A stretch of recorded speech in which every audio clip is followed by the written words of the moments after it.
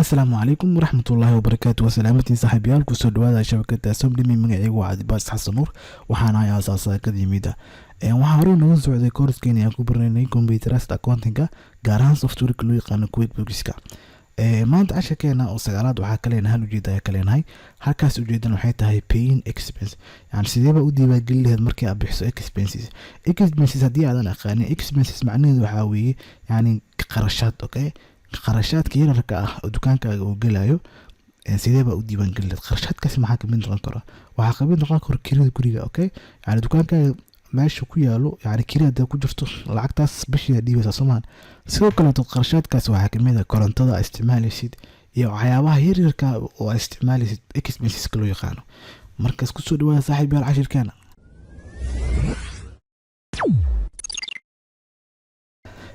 intaan u gudbin cashirkeena waxaa muhiim ah inaad ogaatid akoomada ay saameynayso okay saddexdan akoon ay saameyn doontaa yani waxaa rabaa waxay tahay markii aad diiwaan gelisid yani saameynta inaad ku tuso waa ku tusi karaa kaligiisa loo diiwaan geli kadib waa iskaraaf karaa laakiin waxaa rabaa waxay tahay inaad ogaatiin yani wax kasta aad samayso meesha ay ka dhacayaan iyo saameynta ay yeelanayaan inaad ogaatid rabaa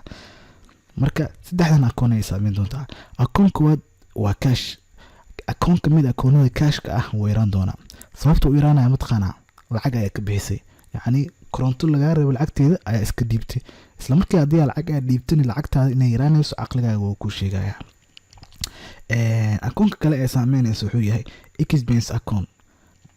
yani akoon kamid akoonada expense uu kordhi doonaa sababta maxay tahay markii akoonkani waxaa la rabaa markii aad korontada aad $10 aad dhiibtid akoonkaas $10 aad geli doonto si hadhowti revenue markii uu jarmo okay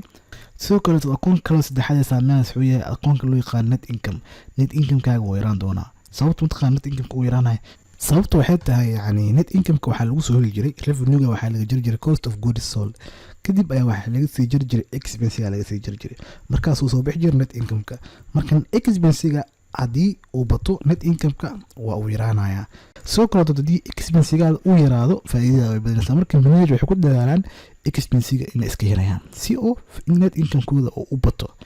marka tusaalaheena ayaan qaadanaynaa marka softwarekeena soo furnaynaa software markaa soo furnaysaan ayuu yaalaa waxaad tegaysaa halka qoran tahay company kadib waxaa kasii dooran doontaa make general journal entry okay markaa shaashadan ay kusoo baxdo transaction entry numberkan asi automatic isgelinaya okay so waxa kale ma gelinaysa meeshaan waxaa gelinaysaa yani akoonka expense-ga okay haddii uu ku diiwaan gashan yahay waa gelinaysaa haddii uusan ku diiwaan gashanin hadda ayaa diiwaan gelinaysaa okay aniga waxaa iska leeyahay tusaalahaan koronto iskaga qorayna okay wuxuu ku leeyahay koronto ma aqaani koronto maxaa waay hadda baraan leenahay account type-kan waxaan kasoo dooranaynaa meeshaan qoran tahay expense okay meeshaan uu waxaa ku qoran expense income hoostiisa ka wada yani okay continue leedahay saas ma ku save gareeyaa mis wax ka bedelaysaa ku leeyahay siis uu save gareeyaa okay meeshaan waxaa gelinaysaa yani lacagta korontada laga rabo okay lacagta korontada laga rabo waxaa isdhinaa tusaalaan $10 dhihina sidoo kale meeshaan waxaa gelinaysaa akoonka lacagta aad ka bixinaysid okay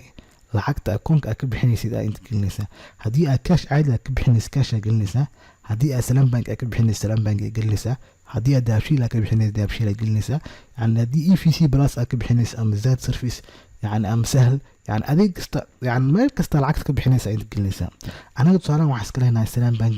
aad ka bixinayna lacagta يعني أكون سلام بنك أكسينا شركة مركا لعقت أسينين سلام بنك ويقانا وجد ورون ودي وحشنا $10 أساس قلنا مركو حاروا أنت سيف أنجلوس عندين يعني أكون هذا يعني إنا انتصاروا أوكي ريبورت ساتقينا كمبني أم فاينانشال كدي بالانس شيت أكون فنينا بالانس شيت أكون فينا ماشي محاولي ده سلام بنك إنا جرتو $10 إنا جرتها روا طبعا كان $10 مركو بيحدون تا ماشي عم كتير دون سلام بنك ماشي عدود مكو دون سيدو كراتود ماشي عن توتال أسد كينها ويران دونا ماشي عن قرن 5270 سنة waxay noqon doontaa 5260 okay kana qameshan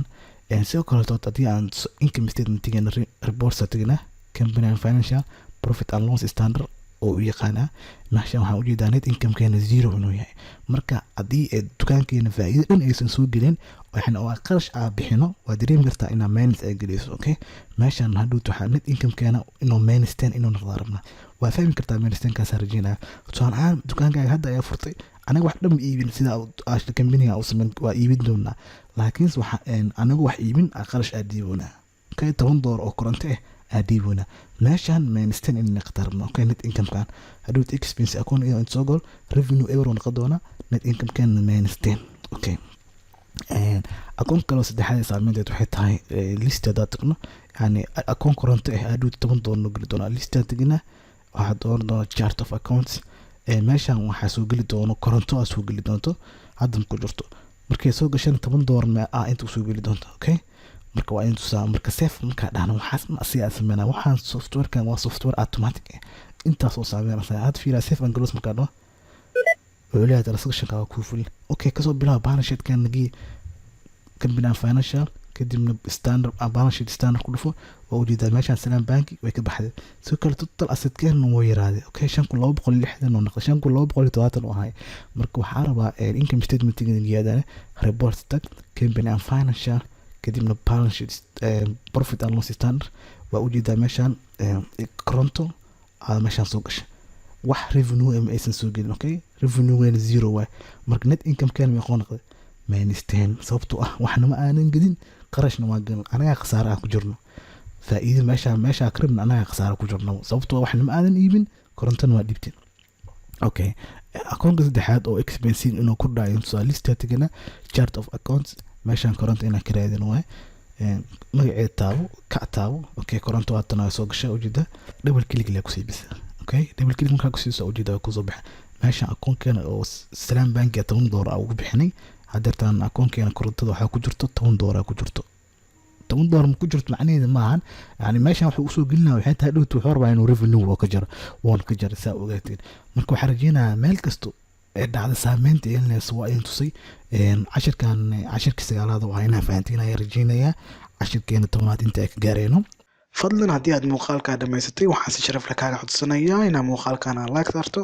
waa Cabdibasit Xasan Nuur oo idin leh adoo dhaxal reebi kara waa noqon inta ala tabin.